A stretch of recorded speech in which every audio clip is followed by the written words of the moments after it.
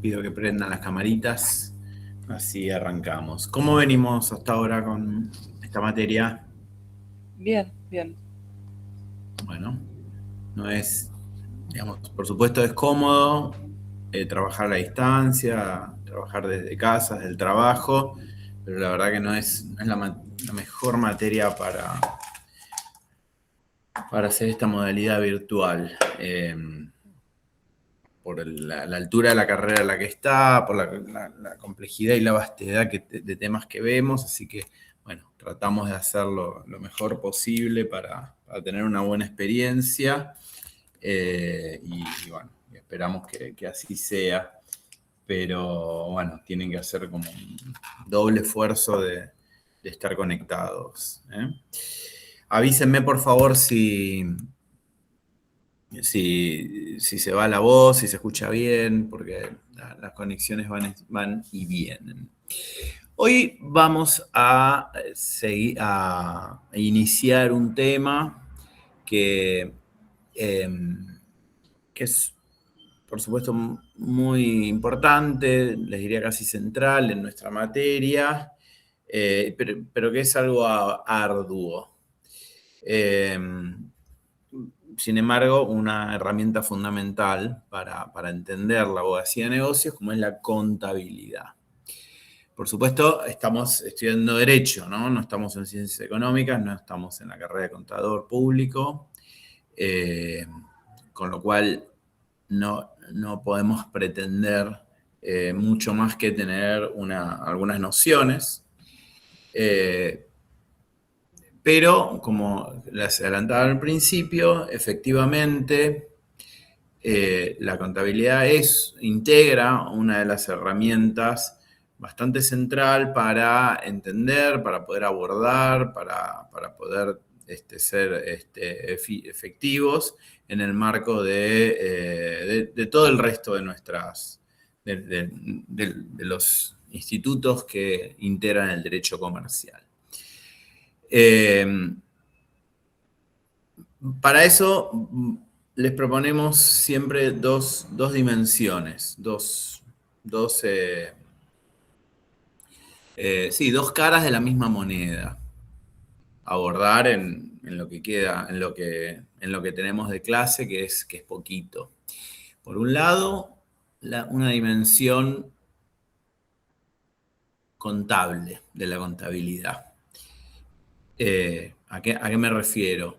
Bueno, entender qué es lo que, digamos, de qué se trata la contabilidad en cuanto a herramientas y cuáles son los principales componentes que la integran, principalmente en aquello que llamamos estados contables. Es decir, ¿qué son los estados contables? ¿Para qué sirve la contabilidad? ¿Qué son los estados contables? ¿Y qué es lo que nos muestran? Por supuesto que les reitero que cuando hablamos de estados contables, acá lo vamos a ver en una clase o en un par de clases, es materia de una carrera entera, ¿no? Digamos, hay gente que tiene doctorado en contabilidad, entonces no podemos pretender mucho, pero sí algunas ideas, ahora les voy a explicar por qué. La segunda dimensión es justamente la dimensión legal, y ahí nos vamos a preguntar ¿cuáles son las exigencias legales sobre la contabilidad? ¿Cuáles son los requerimientos? ¿Quiénes son los que están obligados a tener estas registraciones contables? Y finalmente, ¿para qué sirve? Es decir, ¿qué efectos tiene la contabilidad? Por supuesto, les anticipo que hay sujetos que están obligados a llevar contabilidad, hay reglas legales sobre cómo llevar la contabilidad y la contabilidad, más allá de que puede ser una herramienta que nos dé cierta utilidad para poder entender principalmente cómo está progresando un negocio, pero más allá de esa función, la contabilidad surte efectos jurídicos. Es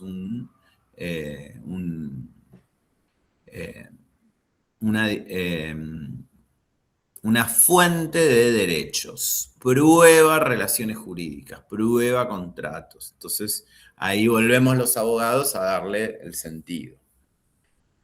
¿Para qué necesitamos tener ciertas nociones de contabilidad? Los abogados, abogadas comercialistas, en realidad todos los abogados, los penalistas también. Bueno, básicamente porque la contabilidad nos permite al menos, por supuesto, probar actos jurídicos, contrataciones jurídicas, pero tener alguna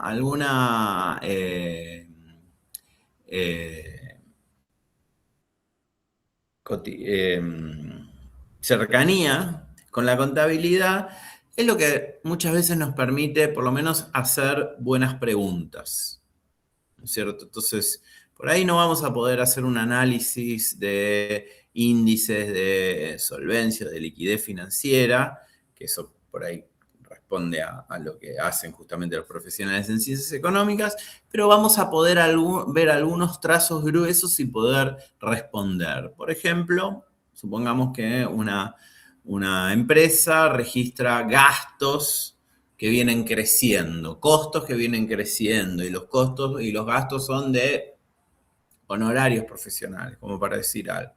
Entonces, bueno, ya ese hecho, por lo menos nos permite en ciertos contextos, en el marco de asambleas, en el marco de judicial, decir, bueno, ¿qué pasa? ¿Por qué se están pagando más honorarios? ¿A quién se le están pagando estos honorarios? Es decir, nos permite ese ojo clínico que tenemos que tener los abogados comercialistas. Por supuesto que por fuera del derecho comercial, bueno, también es fundamental. Si estoy analizando, no sé, una causa por administración fraudulenta y encuentro registros contables, voy a tener que saber entenderlo. Si estoy analizando una causa de lavado de dinero, voy a necesitar tener rudimentos de finanza, en regímenes regulatorios. En definitiva, la contabilidad en tanto dimensión o fuente informativa con ciertas reglas que tenemos a disposición, va a dialogar continuamente con el derecho. ¿Ok? Entonces, vamos a ver primero esta dimensión jurídica, es decir, lo que dije, la segunda dimensión, lo que vi en segundo lugar, y después vamos a hablar de la contabilidad en cuanto tal. O sea, primero vamos a ver qué es lo que dice el derecho de la contabilidad y luego vamos a ver qué es lo que dice la contabilidad de la contabilidad, como para hacer una pequeña licencia lingüística. ¿Esto lo vieron ya? No. No, no. No, ok. No es la primera vez que empezamos con un tema y por ahí nos descoordinamos los profesores. Perfecto. Bueno, la contabilidad podemos, digamos, partir razonablemente que digamos, consiste en una serie de una técnica para el registro de información económica, ¿no?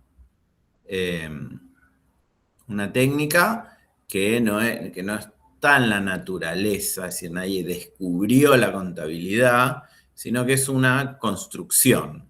Y justamente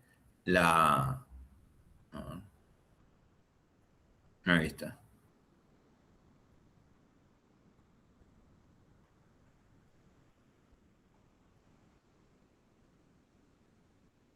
Hola, Juan. Hola, ¿cómo andan? ¿Qué haces? Bien, muy bien. Justo estaba hablando de que por ahí nos descoordinamos. Hoy me tocaba a mí. Sí, sí, yo solo entré a escuchar. Perfecto. ¿Está bien? Sí, no, buenísimo, buenísimo. Bien, Me- buenísimo. me- eh, tenía Bloqueo. como estuviste ayer, dije, uy, por ahí nos descoordinamos. Justo les estaba diciendo, no es la primera vez que nos descoordinamos entre nosotros, no es el caso. Bueno, buenísimo, buenísimo. Sigo entonces con la clase. Entonces,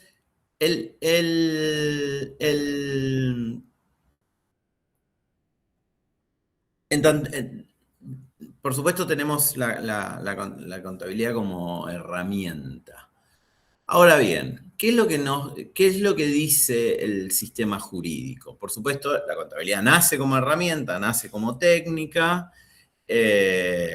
Hay cualquier libro, cualquier manual de contabilidad o cualquier libro de derecho comercial cuenta la historia de su nacimiento en el marco de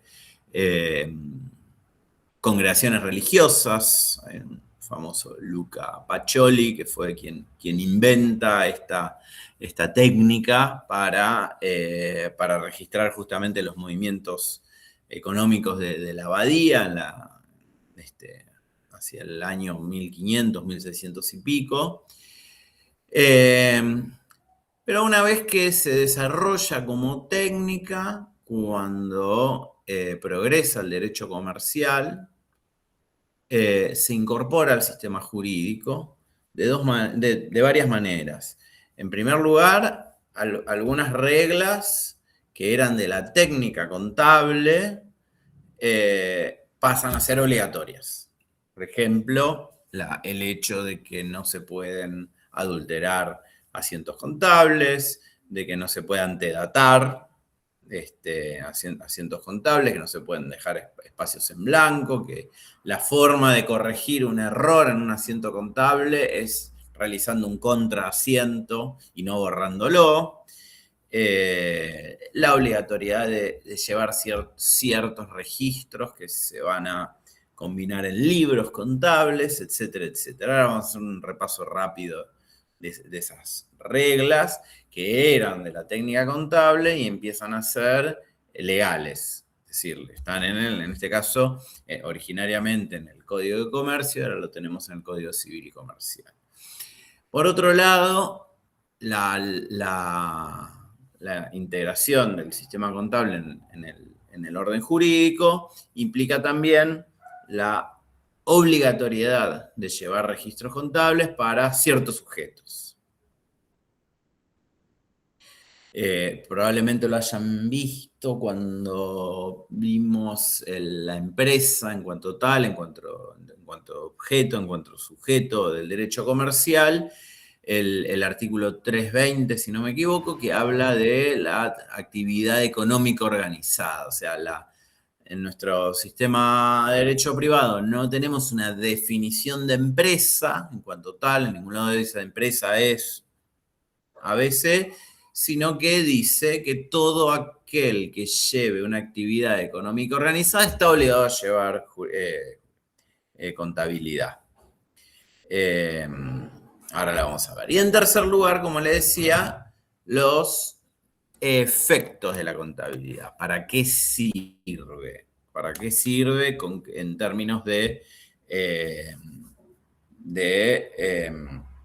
demostración, de validación de actos jurídicos? ¿Cómo sirve para hacer nacer actos jurídicos, obligaciones? ¿Cómo sirve como elemento probatorio? Y ahí es donde en realidad se convierte para nosotros en una herramienta fundamental, porque en general, o no siempre, podemos demostrar, por ejemplo, ciertas obligaciones sobre la base de contratos escritos, certificados y no discutidos con las partes, sino que tenemos que acudir a los registros contables. Entonces, afortunadamente tenemos un capítulo del Código Civil y Comercial bastante corto, bastante concreto, bastante bien compuesto, que compila las reglas que existían antes en el Código de Comercio o que existían en la práctica, en la jurisprudencia y que pasan de algún modo para hacernos la vida un poco más fácil a nosotros a un texto único.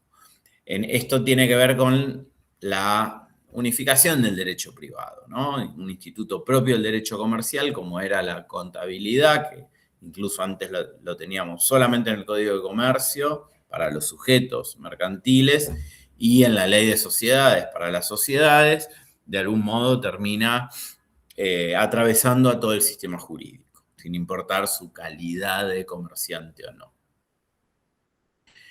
Vamos entonces a hacer un repaso de estos conceptos que vimos.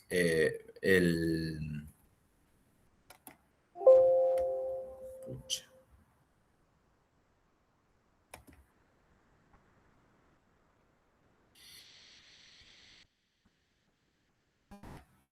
Vamos, esperen que voy a ver si les puedo compartir pantalla. Pero ubiquémonos en el artículo 320 del Código Civil y Comercial, que es el que, digamos, a partir, digamos, entre el 320 y el 3... Bueno, y el fin de ese capítulo y el 331, en esos 10 artículos tengo, digamos, bien conciso todo el régimen legal aplicable a la contabilidad, empezando por los sujetos obligados.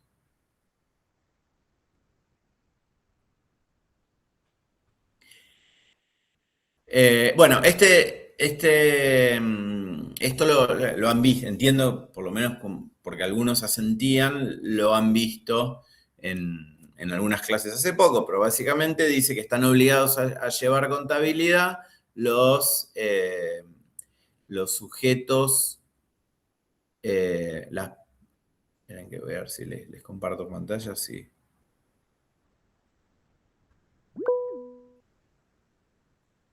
Sí, Manuela. Hola, profe, disculpa que te interrumpa. No me entendí, o sea, no me quedaron claros cuáles son los efectos de la contabilidad. Como que me perdí en el... No, Tuve que ver. mencioné que tiene efectos, todavía no nos metimos con eso. Ahora los vamos a describir bien.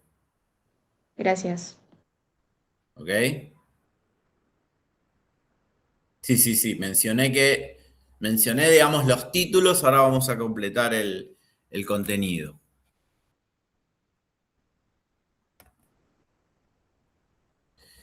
Bueno, el artículo 320 dice que están obligados a llevar contabilidad todas las personas jurídicas privadas y quienes realizan una actividad económica organizada o son titulares de una empresa, establecimiento comercial, industria agropecuaria de servicios.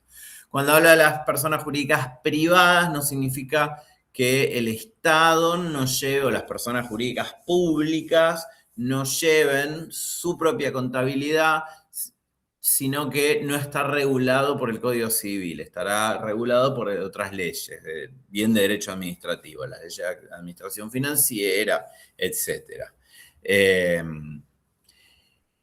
Dice, cualquier otra persona puede llevar la contabilidad si solicita su inscripción y la habilitación y rúbrica de sus libros, y el párrafo seguido excluye ciertas actividades. Las actividades que excluye se explican o por cuestiones de significancia económica, es decir, las muy pequeñas explotaciones,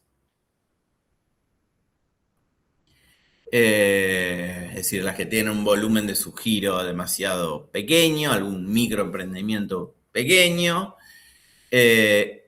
y otras actividades que están excluidas probablemente por cuestiones históricas, porque venían así y el legislador, el codificador, en esta oportunidad no quiso cambiar esa tradición. Entonces, históricamente estuvieron excluidos nosotros, los abogados, dicen las personas humanas que desarrollan profesiones liberales, es decir, abogados, contadores, médicos, ingenieros, etc. Y también las actividades agropecuarias. Esto es un resabio de aquella regla que establecía que la actividad agropecuaria, por más que sea de significancia económica, pertenecía al derecho civil, no al derecho comercial. Hoy esa distinción no tiene sentido, pero le quedó esto. Dice, las actividades agropecuarias, excepto las que estén llevadas en forma de empresa, están excluidas, están exentas de tener, o excluidas de la obligación de llevar contabilidad. Entendemos, por ejemplo, una huerta, es decir, una pequeña explotación agropecuaria. Es decir, básicamente, buena parte de la economía tiene que llevar contabilidad. Lo que yo también les puedo agregar es que incluso los profesionales liberales como nosotros y lo que se van a convertir ustedes el día que se reciban, no tenemos obligación de llevar libros contables, pero tenemos registros. Básicamente tenemos que, nuestros honorarios los facturamos, tenemos que pagar impuestos, tenemos que presentar declaraciones de bienes, es decir, en definitiva, lo que implica la contabilidad en cuanto a fuente informativa, la tenemos en nuestra vida, nos guste o no nos guste. No los quiero marear, pero alguien dice, bueno, ¿por qué un profesional liberal tiene que pagar contador, como en mi caso y como en la mayoría de nosotros, si está excluido de llevar contabilidad? Bueno, porque hay otras reglas, principalmente fiscales, que obligan a mantener cierta información, a producir cierta información, bueno, que es contable, guste o no nos guste. Artículo 321, 322, es decir, todos los artículos que siguen, salvo el 330, que es el que habla de los efectos, sobre lo cual ahora nos vamos a expresar, pero básicamente establecen las reglas a las cuales está sometida la contabilidad. Fíjense, el 321 dice base uniforme de la que resulte un cuadro verídico de las actividades. El 322, 323 distingue los registros contables en donde se van a incluir los asientos contables de los libros contables. La contabilidad, para quien tuvo contabilidad en el colegio, y supongo que no debe haber sido la mejor experiencia posible, porque si no estarían estudiando contabilidad y no derecho, la contabilidad se construye de abajo hacia arriba, se construye de los asientos individuales, caja, banco, para los que tuvieron contabilidad en el colegio,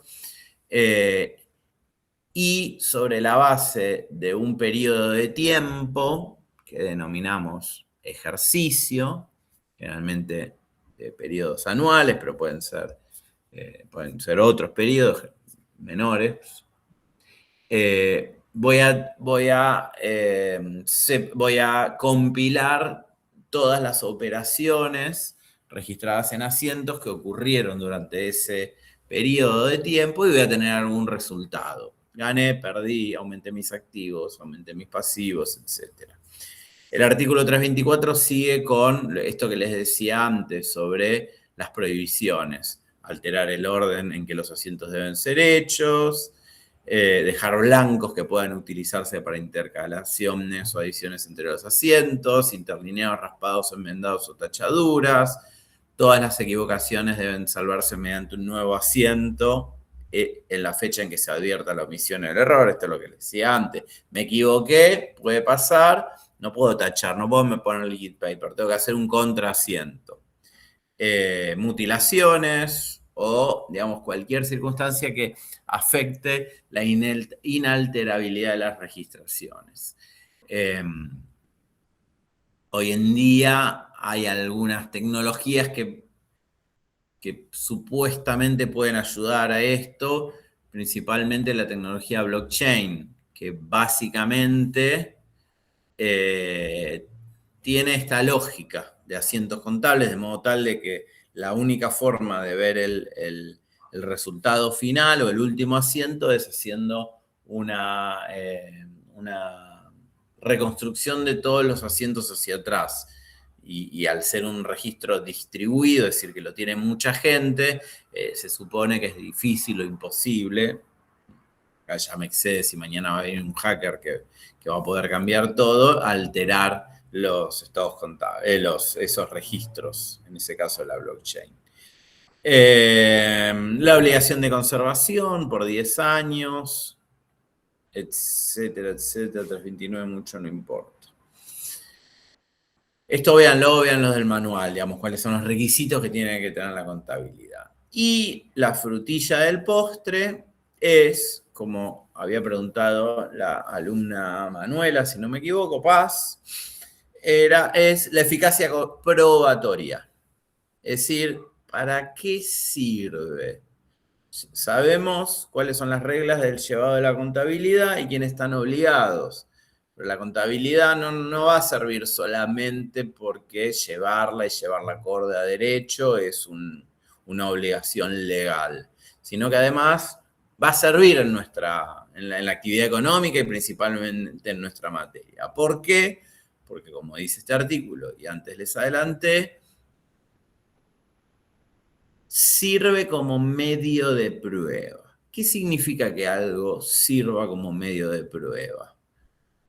¿Cuáles son los medios de prueba? No sé quién vio si ya han tenido derecho procesal, pero ¿qué les viene a la cabeza cuando hablamos de medio de prueba? Sí, o sea, son documental, pericial, informativa, reconocimiento judicial, Testimonial. testimonial y me está faltando una.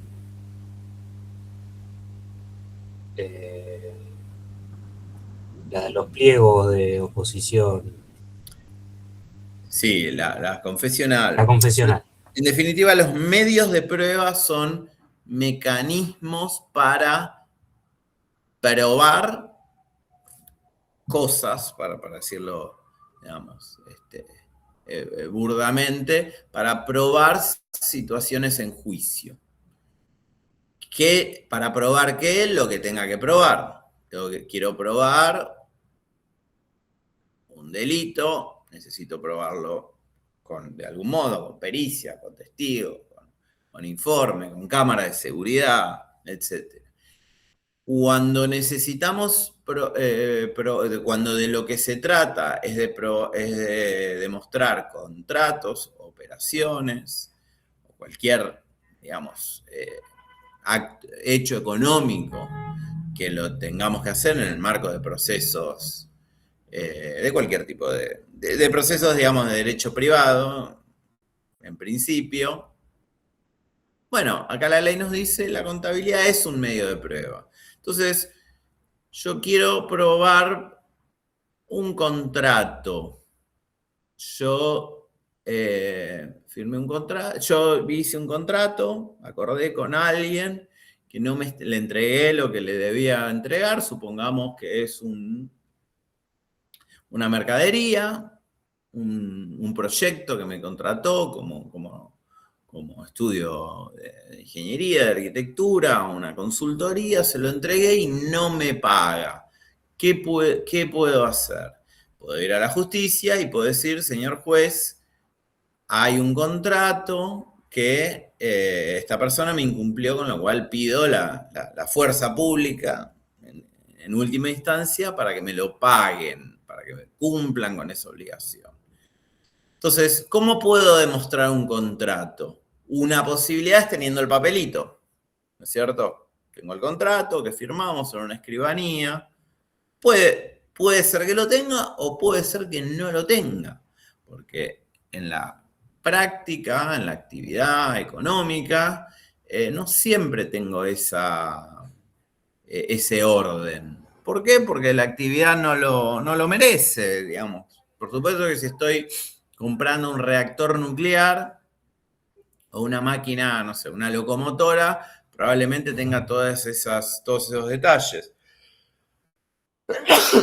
Perdón.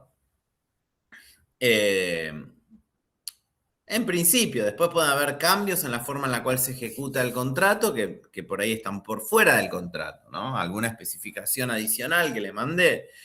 Pero hay otros contratos en los cuales no tengo ningún medio escrito. Hice un pedido por WhatsApp, por Mercado Libre.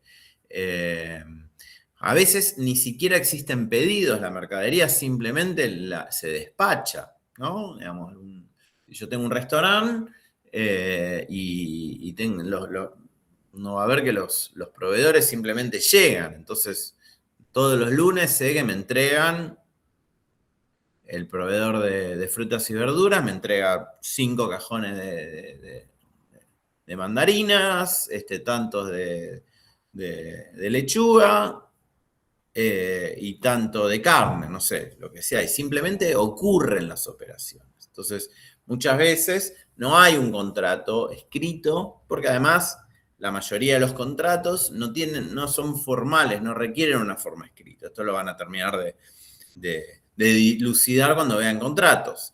Pero en definitiva las contrataciones simplemente ocurren. Entonces, ¿cómo hago para probarlo? Bueno, por ahí tengo un email con el pedido, por ahí tengo un WhatsApp, por ahí tengo testigos, por ahí tengo el remito que alguien recibió la mercadería y por ahí quizás tenga sujetos que tienen la obligación de llevar contabilidad. Y ahí es donde entra este artículo sobre la eficacia probatoria.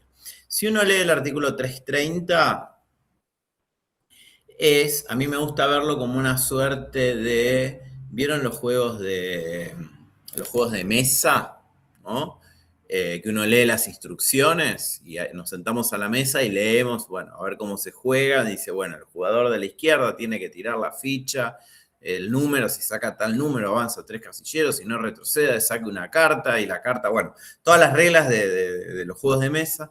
De algún modo el artículo 330 trata de establecer las reglas sobre la contabilidad con esa lógica. Vieron que las instrucciones de los juegos hay que leerlas con atención, ¿no? Porque a veces tiene alguna trampa, a veces no se entienden. Bueno, el 330 trata de hacer eso. Entonces tiene varias reglas que no son tan intuitivas. Dice, por supuesto, la contabilidad obligada o voluntaria, llevada en la forma y con los requisitos prescriptos, lo que vimos antes, debe ser admitida en juicio como medio de prueba. Como medio de prueba significa, en principio,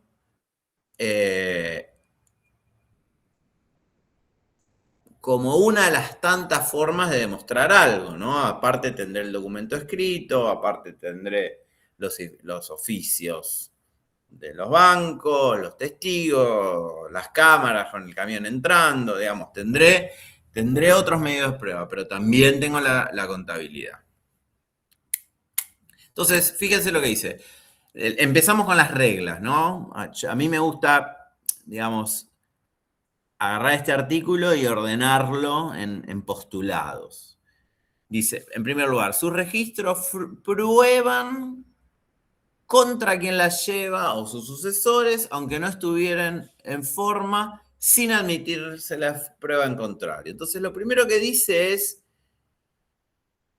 la contabilidad prueba en mi contra. Prueba en contra de quien las lleva. Incluso aunque no esté prolija. Entonces, si vos decís, yo no compré esto, pero en tu contabilidad tenés un registro de haberlo comprado, prueba en tu contra. ¿Se entiende? Es decir, obviamente es una especie de una teoría, aplicación de la teoría de los propios actos. Es decir, vos registraste esto, no podés negar lo que vos escribiste en tu contabilidad. Entonces, la primera regla, prueba en contra de quien la propone.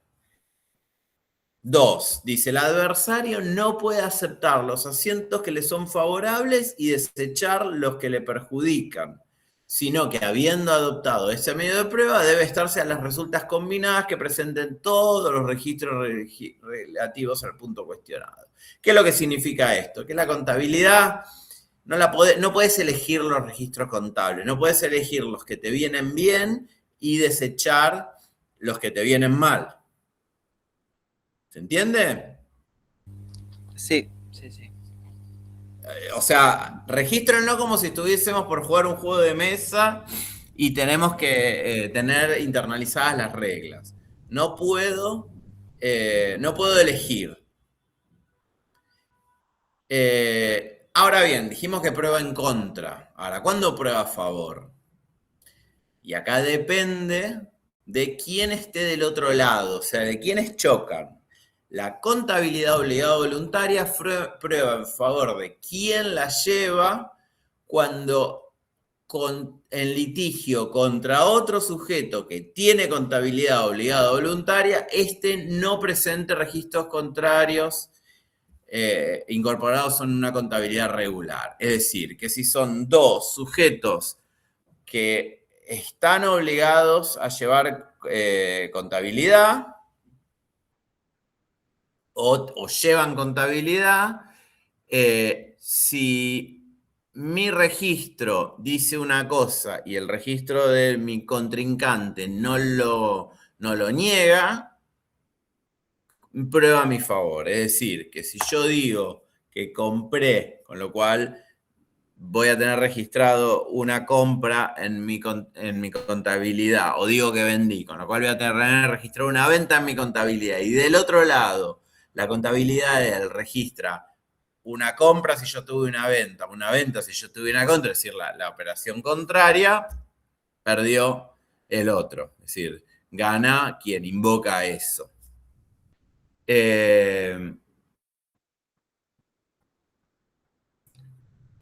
Ahora bien, ¿qué ocurre cuando en el litigio son sujetos en los cuales uno de ellos no está obligado a llevar la contabilidad ni la lleva voluntariamente? Ese es el caso en donde, por ejemplo, un consumidor tiene un litigio contra una empresa. Un banco me hace juicio. ¿Vale la pericia contable? Bueno, la ley dice, y más o menos, dice, si se trata de litigio contra quien no está obligado a llevar contabilidad ni la lleva voluntariamente, esta solo sirve como principio de prueba de acuerdo con las circunstancias del caso. Es decir, que solamente sirve como un elemento, pero no es determinante. Entonces, si un banco me demanda porque, no sé, porque me dio un préstamo, ahora que está de moda, y yo no lo pagué, sus registros contables, bueno, son solamente un principio de prueba, que habrá que combinarlo con otras constancias. Ahora, ¿qué ocurre cuando dos partes litigan, las dos tienen la contabilidad regular?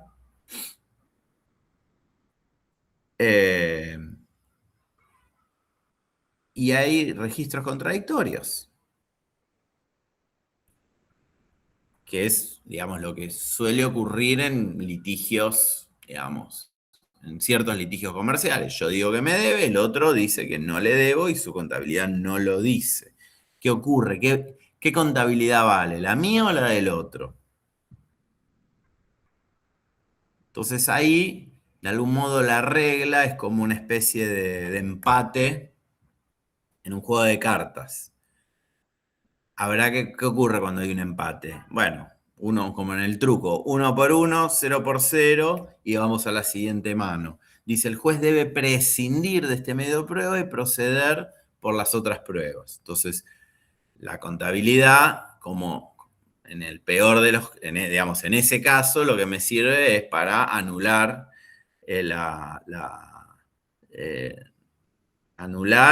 un registro contradictorio con la otra parte. ¿Estamos? Es medio como confuso o requiere cierta atención, pero así funciona. Digamos, estas son las reglas aplicables a la contabilidad. Por supuesto, ¿cuál es el peor escenario? El peor escenario es dos personas que llevan la contabilidad. Una la tiene bien llevada, están los libros contables, siguen las reglas, o sea, está llevada acorde a derecho, no hay tachaduras, no hay enmiendas, están ordenados, no hay antedatados, no hay espacios en blanco, etc. Y del otro lado tengo a alguien que no tiene contabilidad, que no presenta los libros, que la tiene desordenada, que dice que se le perdió un libro, la típica que ocurre en los casos. Bueno, en ese supuesto va a ser, digamos, tiene más posibilidades de triunfar la tesitura de quien sí tiene contabilidad regular. ¿Estamos? Sí. Entonces, estos 11 artículos digamos, básicamente tienen las tres cosas que vimos. ¿Quiénes? ¿Cómo? ¿Y para qué? ¿Quiénes están obligados a llevar la contabilidad? ¿Cómo hay que llevar la contabilidad legalmente? Y para qué efectos tienen, de qué me va a servir.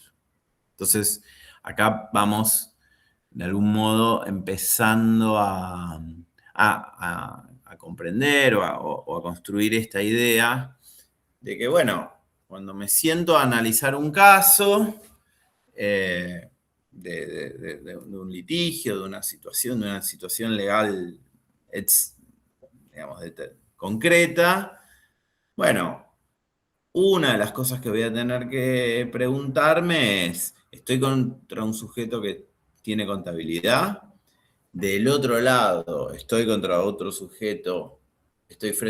sujeto que tiene contabilidad.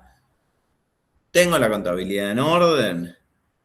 ¿Tengo lo que estoy diciendo judicialmente? ¿Coincide con lo que tengo registrado en los libros? En este marco que no se los aclaré, pero lo hago. Los jueces tienen, Lucrecia, están entre el 320 y el 331. Ese es el capítulo que trata todos esos temas. Los jueces, juezas, tienen nuestra profesión, son abogados que se dedican a la actividad judicial, ¿no? Digamos, esa es la principal distinción. Es decir, no tienen, más allá de haber pasado por esta materia, y alguna más, no tienen formación en contabilidad. Es decir, que los jueces no van a leer, ni los jueces ni los abogados, no van a ir a los registros contables. Los abogados no leemos los registros contables. No tocamos los asientos. Entonces uno se pregunta, bueno, ¿y cómo se hace para invocar en juicio? ¿Llevo los registros al juez y que el juez lea? No, eso no va a ocurrir por un tema de incumbencia profesional. El juez no puede leer la contabilidad, no tiene la formación, salvo que sea juez y abogado, habrá alguno por ahí. Juez y abogado y contador, habrá alguno por ahí, pero en general eso no ocurre.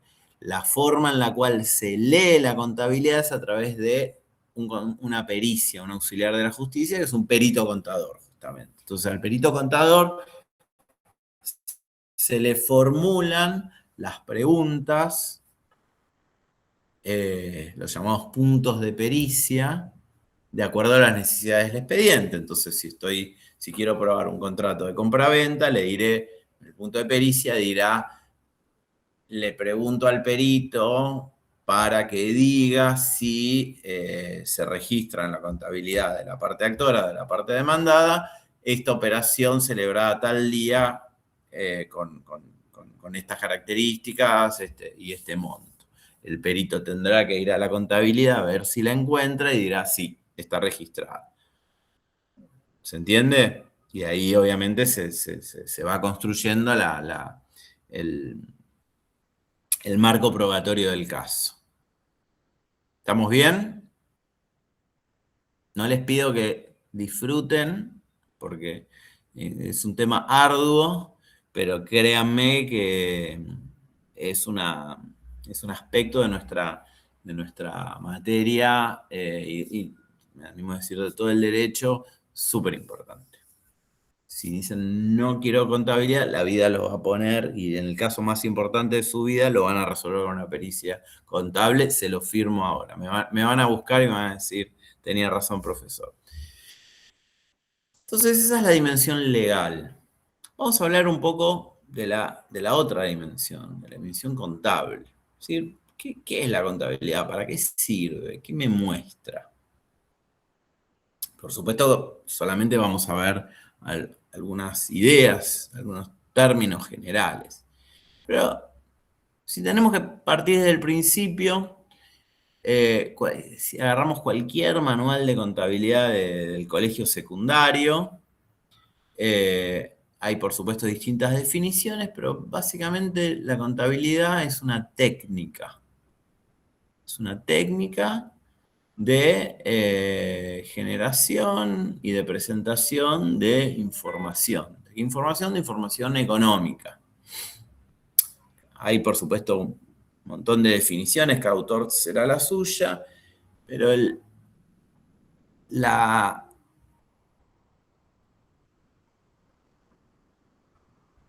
valor de la contabilidad, que como les adelanté, nadie la descubrió, nadie la descubrió en una isla desierta, sino que se construyó. Y el valor radica justamente en que todos aplican las mismas reglas, los mismos criterios para medir distintas entidades económicas. De modo tal que permite realizar comparaciones. Entonces, yo puedo decir que si una empresa tiene 20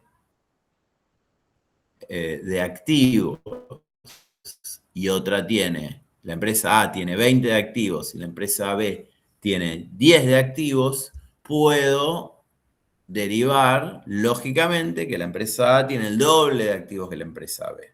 Si estoy diciendo que en una empresa C tiene 20 de pasivos y la empresa D tiene 10 de pasivos, puedo derivar razonablemente que la C tiene el doble de pasivos que la empresa D. Es decir,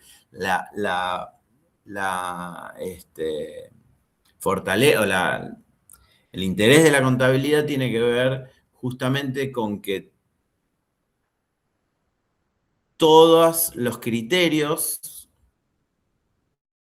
sobre entendimiento de realidades económicas operan exactamente igual. Por supuesto que habrá distintos contadores, hay, no sé, contabilidad creativa, como hablan por ahí, digamos, estoy haciendo un recorte de la realidad muy, muy profundo, pero básicamente este es el valor que tiene la contabilidad, que llama activos a todos del mismo modo, sea que esté mirando una empresa multinacional milmillonaria o esté mirando a el kiosco el café de especialidad que pusieron ahí en la facultad. ¿Se entiende? O sea, son los mismos criterios para medir cosas iguales, que obviamente habrá diferencias en cuanto a volúmenes, a dimensiones. ¿Ok? Entonces, el valor de contabilidad radica en que todos vamos a mirar lo mismo. Entonces dijimos que la contabilidad se construye a partir de, digamos, de abajo hacia arriba, de las unidades, que son lo que llamamos asientos, que se compilan en el mismo lugar, que son los registros contables, y transcurrido un periodo de tiempo, que llamamos ejercicio, podemos derivar conclusiones sobre lo ocurrido en ese periodo de tiempo. Entonces,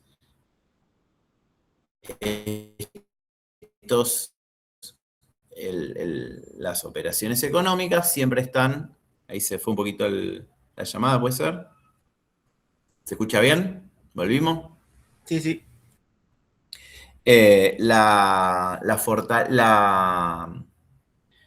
Los registros individuales, los asientos contables, tienen valor individual, pero tienen valor especialmente en el relativos a un periodo de tiempo.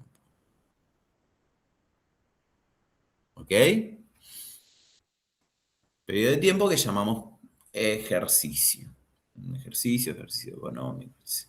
Entonces, ¿qué van a registrar? La actividad contable implica registrar una por una, con esta lógica, digamos, de molécula a componente, cada una de las operaciones según hayan ocurrido con las reglas que vimos antes, en el orden cronológico en que ocurrieron, no se puede dejar espacio en blanco, no se puede intercalar, es decir, tengo que ir registrando una a una las operaciones. Por supuesto, después hay reglas digamos, que permiten consolidar en un asiento varias operaciones. Digamos, si no, un kiosco va a tener registro contable más grande que una empresa que, por ahí enorme, pero que tiene pocas ventas, no sé, la empresa que vende reactores nucleares. Es decir, hay reglas como para facilitar un poco la vida, pero al final, digamos, en lo concreto, al final del ejercicio económico voy a tener ciertos estados contables, ciertos registros. ¿Hay algún contador acá, alguien que esté estudiando ciencias económicas? ¿No? Siempre, cada tanto aparece alguno. Entonces la pregunta es, bueno, nosotros en general no vemos los asientos individuales, es lo que hacíamos quien tuvo contabilidad en las reglas las T en la materia contabilidad, ¿no? Con un caso donde dice una empresa que vende alimentos, compró fideos en tal fecha, vendió tanto, tuvo un préstamo, pidió un préstamo en el banco, o sea, digamos, empiezan armando se empieza armando la contabilidad a partir de las operaciones concretas. Transcurrido ese ejercicio, las normas, la ley,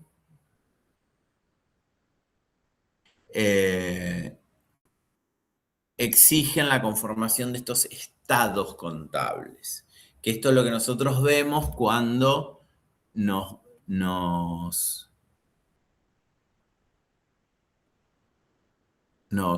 sé, pedimos los estados contables, no sé, de Edenor y nos lo bajamos de la web. Es decir, que va a ser una cierta información económica, una cierta cantidad de números que llamamos estados contables. Entonces la pregunta es, ¿qué me van a mostrar los estados contables? Bueno, por supuesto, algo ya dijimos, nos va a mostrar lo que ha ocurrido en el ejercicio económico. Ahora bien, ¿cómo me lo va a mostrar? ¿De qué manera? Sabiendo que hay una uniformidad, todos lo muestran del mismo modo. Bueno, básicamente los estados contables nos van a mostrar, vamos a tener tres elementos. Tres elementos que son de algún modo caras, caras de la misma moneda. Son distintas dimensiones del mismo objeto. ¿Ok?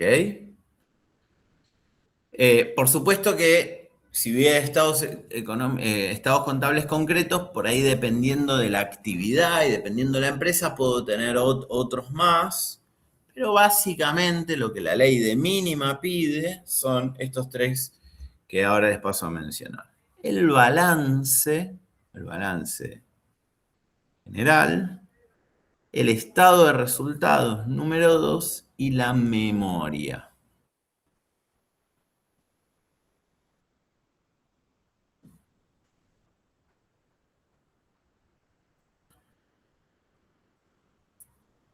Las tres muestran un pedacito de la realidad. Cada una de estas tres muestran un pedacito de la realidad, pero no puedo entender la totalidad de esta realidad si no veo los tres. ¿Entienden? Del mismo modo que si estoy hablando de un objeto tridimensional, tengo que ver las tres dimensiones. Si no, voy a ver algo plano. No lo voy a ver, digamos, en las tres dimensiones, por lo menos transcurre o pareciera transcurrir nuestra vida.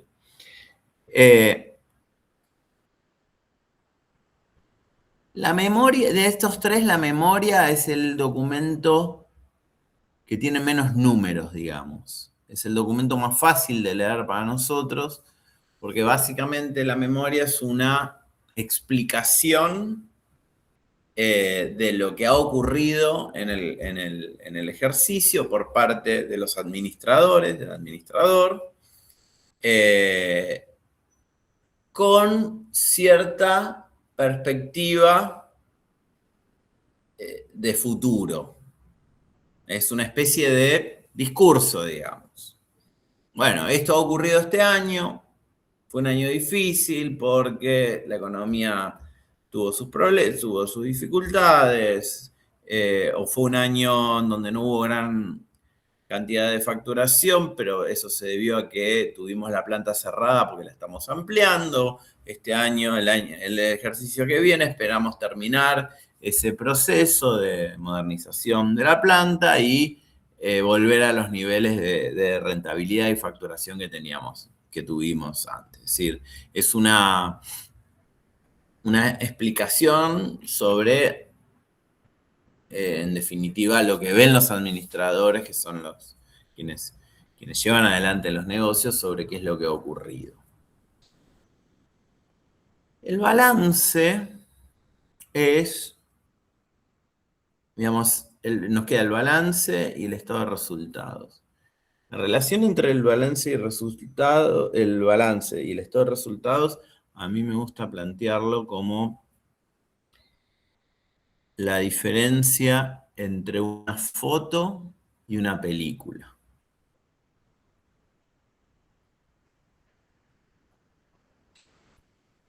Para entender qué es lo que ocurrió, me sirve ver la foto, me sirve ver la foto de dónde empezamos al principio del ejercicio, en dónde terminamos, pero también necesito entender esa película.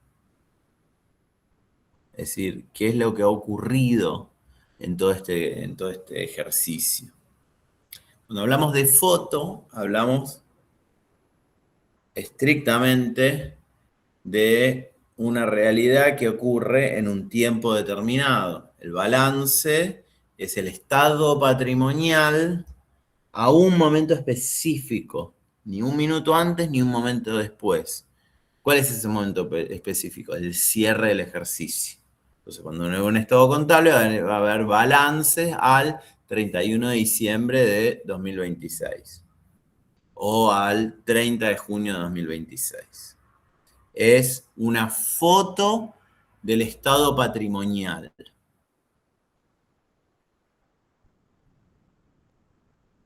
Y con estado patrimonial, mientras que el estado de resultados, ahora lo vamos a ver, es, bueno, ¿qué ha ocurrido en el periodo? ¿Cómo me fue? ¿Vendí, no vendí? ¿Tuve costos? ¿No tuve altos costos? ¿Me aumentaron los costos? ¿Me aumentó la facturación? ¿Me bajó la facturación? Es decir, necesito ver las dos cosas. Puedo tener un buen balance, pero tuve un mal año. O puede haber tenido un buen año, pero tengo un mal balance. Entonces, el balance lo que va a mostrar es esa foto de una situación patrimonial. Y con situación patrimonial hablamos de tres elementos.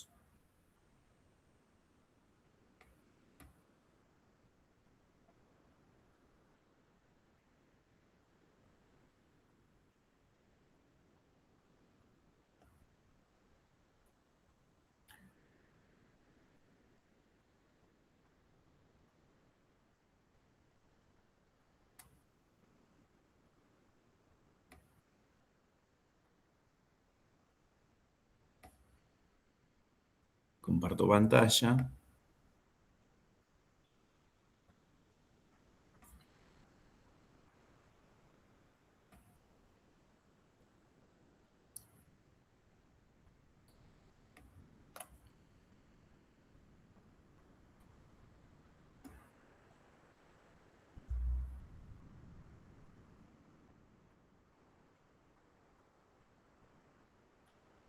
Pucha, no puedo.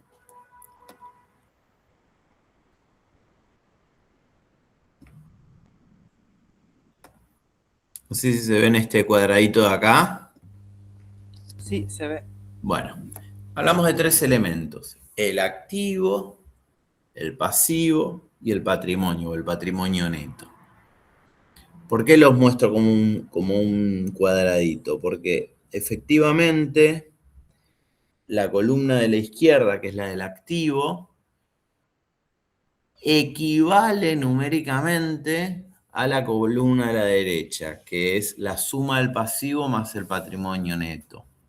Es decir, activo es igual al pasivo más el patrimonio neto, y así como lo queramos invertir. El patrimonio es igual al activo menos el pasivo. Te van a decir, che, esto me resulta poco intuitivo. Yo les dije que no es intuitivo esto es una técnica. ¿Qué va a registrar el activo, es decir, la columna de la izquierda? El activo va a registrar justamente lo que tengo, ¿no?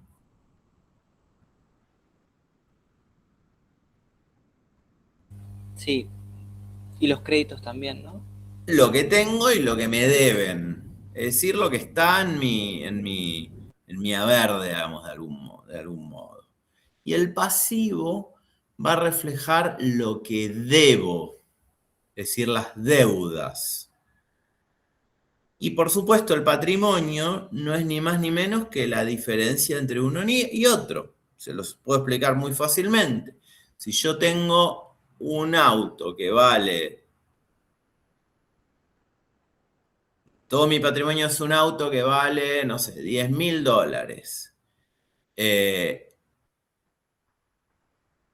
Y tengo deudas, porque tengo una prenda que debo del auto, o porque le debo qué sé yo, a mi primo, $5.000, bueno, ¿puedo decir que tengo $10.000? Bueno, sí, tengo 10.000, pero debo 5.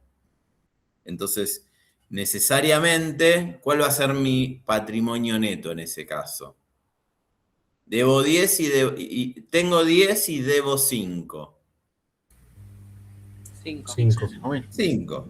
¿No? ¿Se entiende? Es intuitivo. Bueno, ¿qué ocurre si tengo 10, pero debo 12? ¿Estoy bien o estoy mal? Está mal. Está mal. ¿Eh? Estás tipo con una deuda, ¿no? No, deuda, pues tenés aunque tengas 1. Tengo 10 y debo 12. Ya sabemos que estoy mal. Ahora, ¿cuál va a ser mi patrimonio? Menos 2.000. Menos 2. O sea, estoy más vale que me ponga a trabajar de algo para poder bajar esa deuda o aumentar el activo, porque estoy en problemas. ¿Se entiende? Esto es así de sencillo. Por supuesto que no es tan sencillo, porque digamos, la contabilidad me va a dar reglas sobre qué cosas puedo contabilizar como activo y como pasivo. No cualquier cosa la puedo considerar activo, es decir, no cualquier cosa la puedo activar. Si yo tengo, entonces, esperen que tengo esto medio dado vuelta. Entonces hay algunas reglas que son las que vemos acá que voy a tener que tener en cuenta, medio como a grandes rasgos, ¿no? Es decir, si yo tengo dinero, está claro que eso es un activo.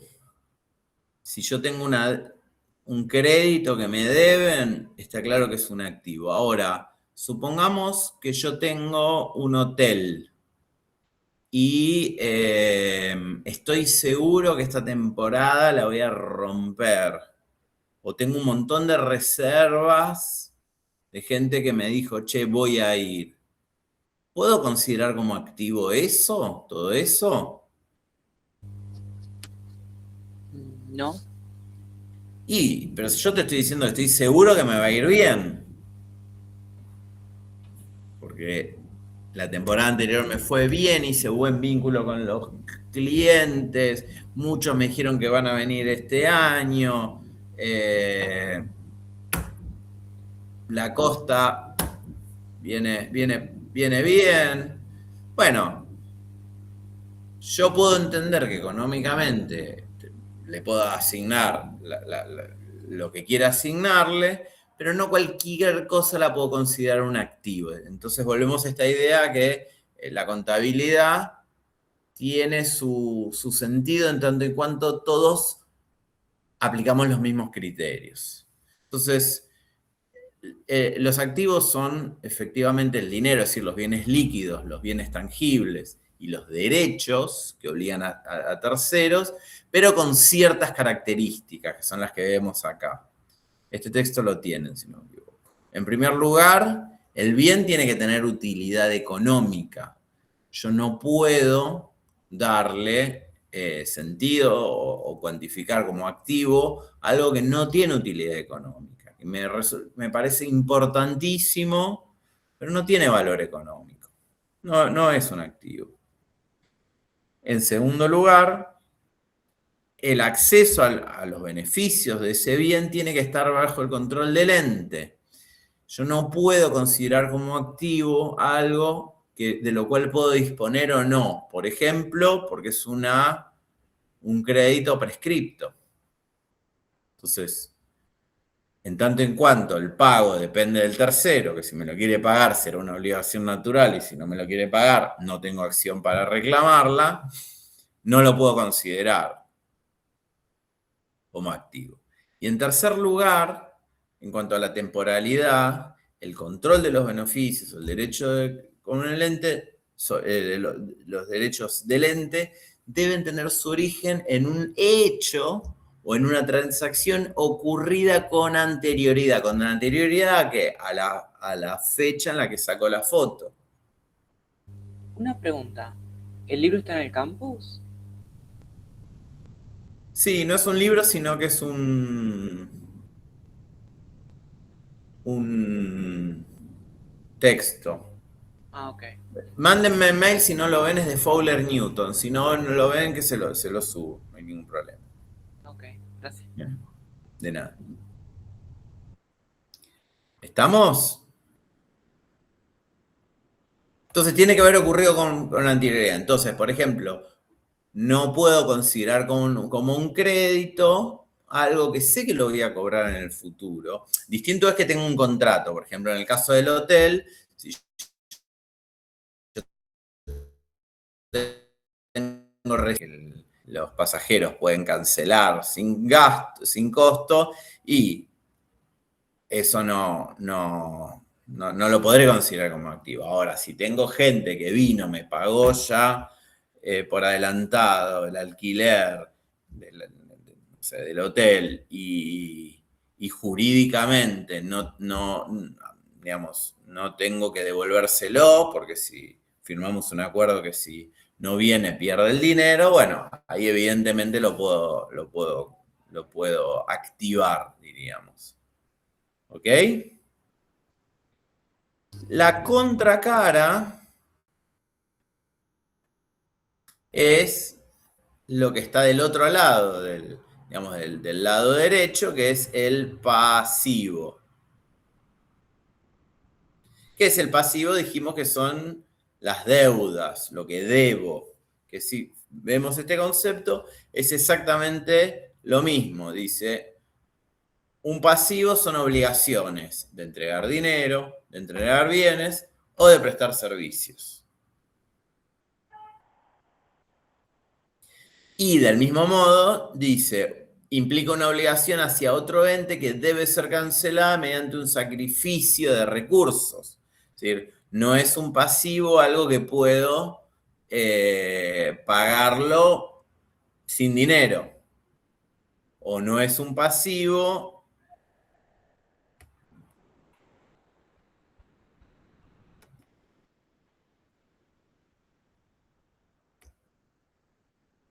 o no puede ser considerado un pasivo cuando yo decido si pago o no. ¿Por qué? Porque es una deuda prescripta.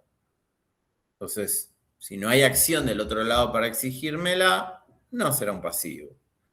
Y obviamente el hecho transacción tiene que haber ocurrido antes. Entonces, yo puedo, en el supuesto del verano, puedo decir, che, este verano la cuenta de luz me va a venir cara, con lo cual tengo que tomar ciertas decisiones para, no sé, para bajar la cuenta de luz, para optimizar el consumo, etc. Pero no lo voy a poder considerar esa cuenta de luz como pasivo, sino hasta que se devengue eso, hasta que no se consuma eso. Por más que yo esté seguro que la cuenta me va a venir de tanto dinero. ¿Se entiende?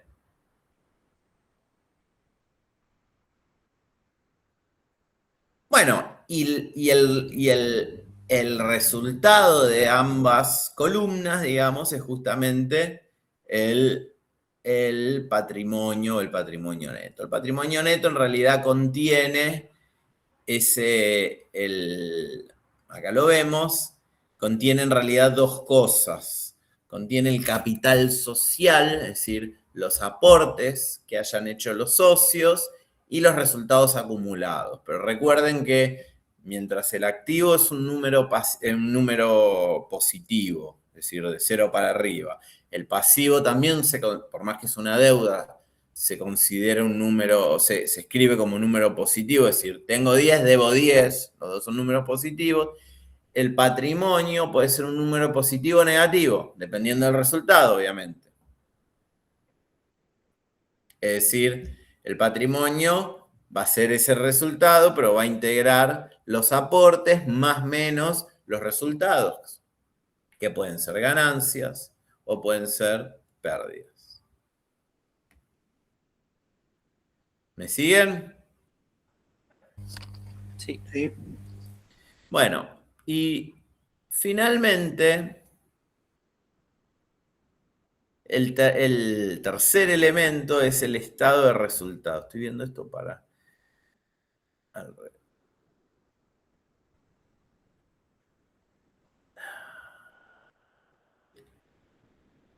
Me estoy mareando, mirando para arriba, para abajo. Bueno, y finalmente tengo el estado de resultados. ¿Qué es el estado de resultados? Dijimos que el balance es la foto. El estado de resultados es la película. Entonces, el estado de resultados, ¿qué me va a mostrar? Me va a mostrar cómo me fue en el ejercicio. Me va a mostrar... Perdón, que los estoy mareando. No lo estoy mirando. Me va a mostrar básicamente... Bueno,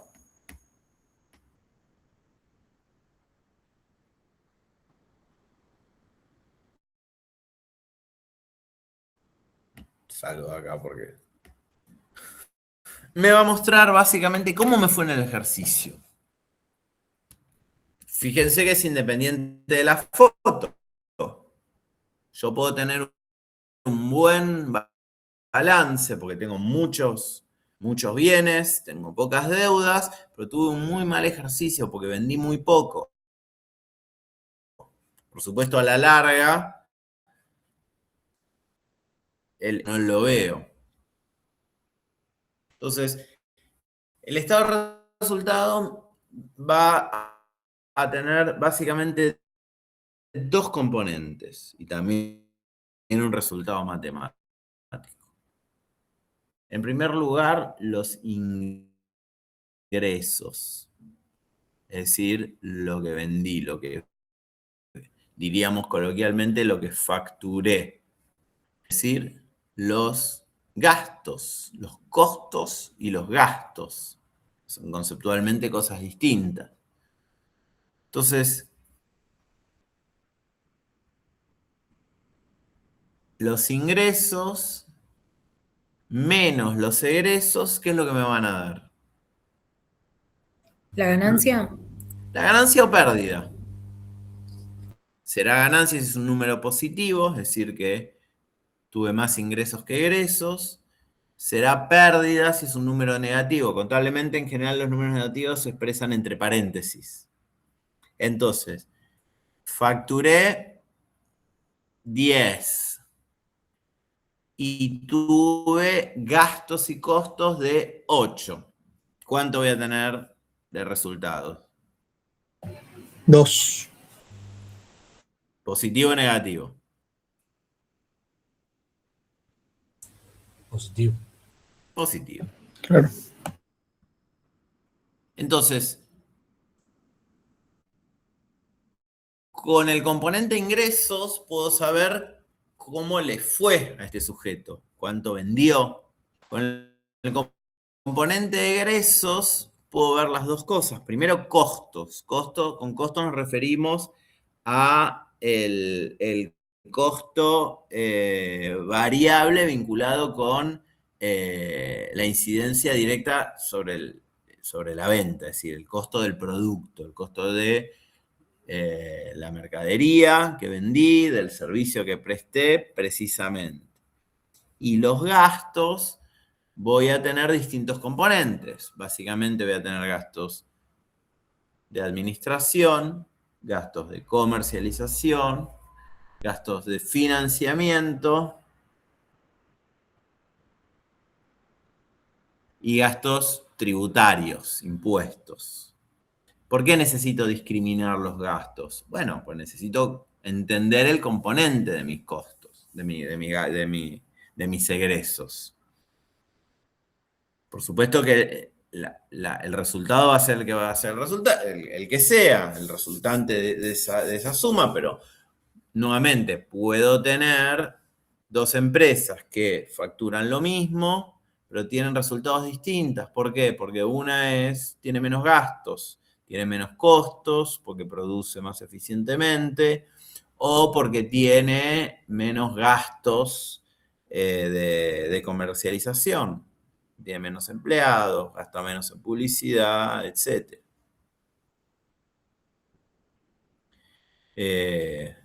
Entonces, ese estado de resultados me va a decir un montón de cosas. Me va a decir cómo me fue en el ejercicio, pero también cómo se está desempeñando la actividad.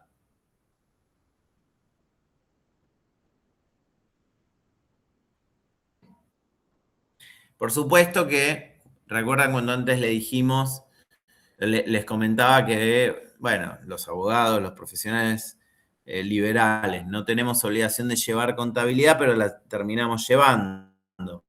Y bueno, eso ocurre porque el Estado, cuando nos cobra impuestos, nos exige hacer algo parecido a la contabilidad. Por dos motivos, por dos impuestos. Por todos, pero...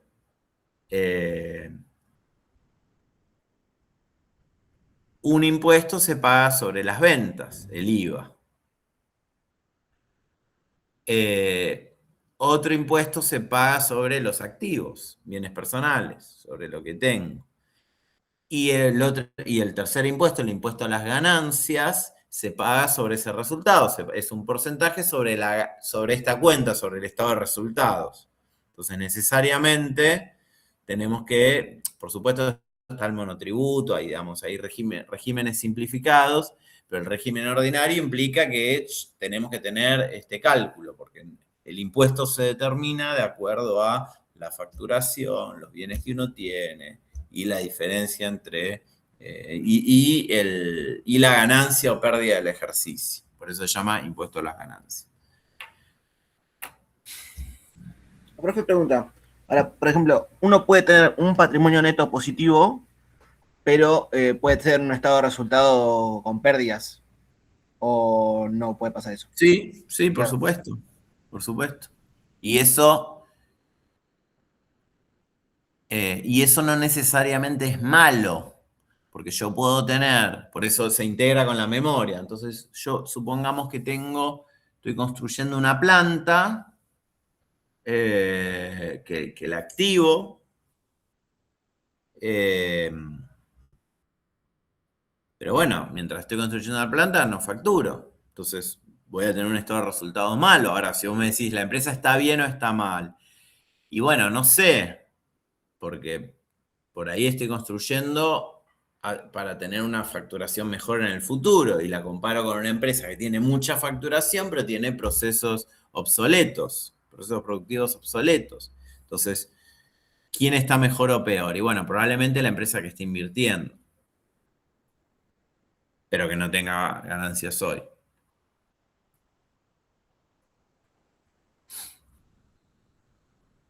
Bueno, los dejo con con esto que espero que lo hayamos aprovechado. Fundamental tener estas ideas como bien presente cuando se trata, digamos, de la abogacía de negocios. Muchas gracias y nos vemos el viernes. Chao, profe, muchas gracias. Nos Chao, vemos. chicos.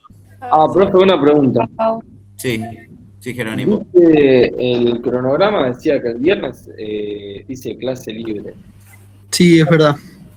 Bueno, entonces nos veremos el martes que viene. ¿Es libre entonces? No hay. Sí. Sí. Buenísimo, muchas gracias. Muchas gracias. Chao, gracias. Hasta Chao. Gracias, chicos. Chao. Buena semana. Hasta luego.